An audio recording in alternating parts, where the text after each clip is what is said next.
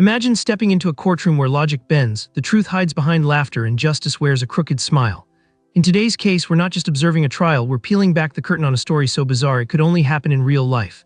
We're about to explore a situation that spiraled out of control, a seemingly mundane assignment that turned into a legal nightmare, capturing the attention of both the local community and the nation. Our story begins at a college, a place where young minds are shaped and futures are built. Picture a campus bustling with students eager to learn, professors passionately sharing their knowledge, and libraries filled with the promise of education. But beneath this idyllic surface, tensions were brewing, tensions that would culminate in a courtroom drama that left many questioning the very fabric of academic integrity. The trouble started with what most students would consider a typical homework assignment. A professor, renowned for his challenging courses and innovative teaching methods, decided to assign a project that would require students to conduct field research. This project, however, had a twist. Instead of writing a traditional paper, students were instructed to create a multimedia presentation that incorporated interviews, video footage, and real-world data. The idea was to encourage creativity and practical application of their studies. Little did they know that this assignment would soon spark a controversy that would echo throughout the halls of academia. As the students embarked on their projects, excitement filled the air. The professor had high hopes for this assignment, believing it would foster collaboration and critical thinking. However, as the due date approached, a series of events began to unfold that would change everything. Students reported feeling overwhelmed, many struggling to balance their workload with the demands of the project. As deadlines loomed, some students resorted to desperate measures, seeking shortcuts to complete their work. This is where the story takes a darker turn. A group of students, feeling the pressure mount, made a decision that would haunt them.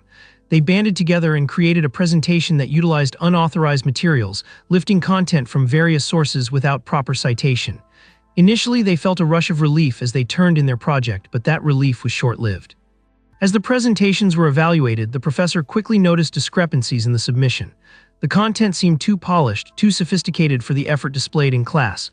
Upon further investigation, it became apparent that the students had engaged in academic dishonesty.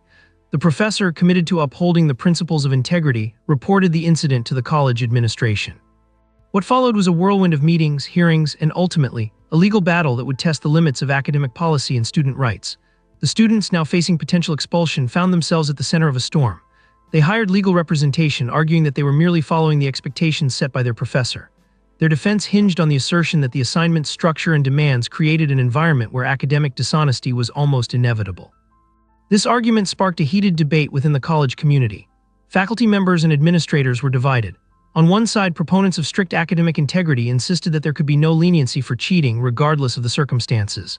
On the other hand, those sympathetic to the students argued that the professor's assignment was poorly structured, leading students to take shortcuts they might not have otherwise considered. As the case progressed, it drew media attention, capturing the interest of journalists and commentators who saw it as a microcosm of larger issues within higher education. The courtroom became a stage where arguments were made not just for the students involved, but for the principles of education itself. Was it fair to punish students for an assignment that may have inadvertently set them up for failure? The trial revealed a myriad of perspectives.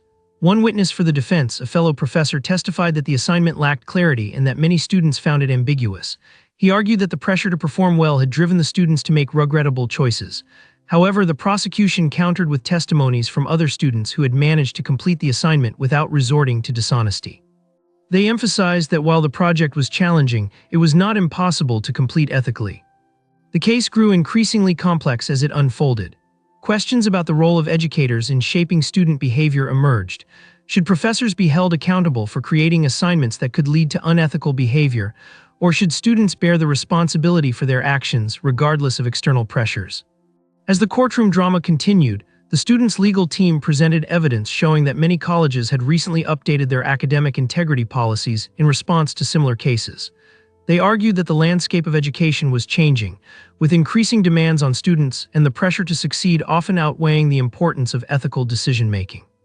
Amidst the legal back and forth, the college administration began to feel the strain of public scrutiny.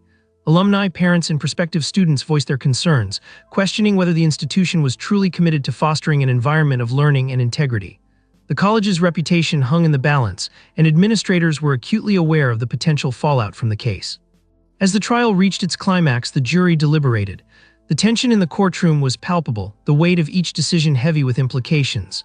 Finally, after hours of discussion, the jury returned with a verdict that would reverberate through the academic community. In a surprising twist, the jury found the students guilty of academic dishonesty but recommended leniency, suggesting that expulsion was too harsh a punishment. They argued that the unique circumstances surrounding the assignment warranted a second chance. The judge, acknowledging the jury's recommendation, imposed a sentence that included probation and mandatory ethics training rather than expulsion. The verdict sparked mixed reactions. Some celebrated the jury's compassion, viewing it as a victory for students facing immense pressure in a competitive academic environment. Others felt it undermined the principles of academic integrity, suggesting that the decision could set a dangerous precedent for future cases. In the aftermath of the trial, the college took action. They revised their academic integrity policies, implementing clearer guidelines for assignments and providing additional support for students struggling with their workload. The professor involved in the case was also encouraged to undergo training to better understand the challenges faced by students. As we reflect on this case, we are reminded of the complexities surrounding education, ethics, and accountability. It raises critical questions about the balance between academic rigor and student well-being. How do we prepare students for the challenges of the real world while instilling a sense of integrity? How do we create an environment that encourages honesty without overwhelming students with unrealistic expectations? In the end, this story is more than just a legal battle. It's a reminder that in the pursuit of knowledge, the stakes can be high. College is not just about grades and degrees, it's about character, choices, and the lessons learned along the way. So what can we take away from this extraordinary tale? It is a call for reflection for educators and students alike.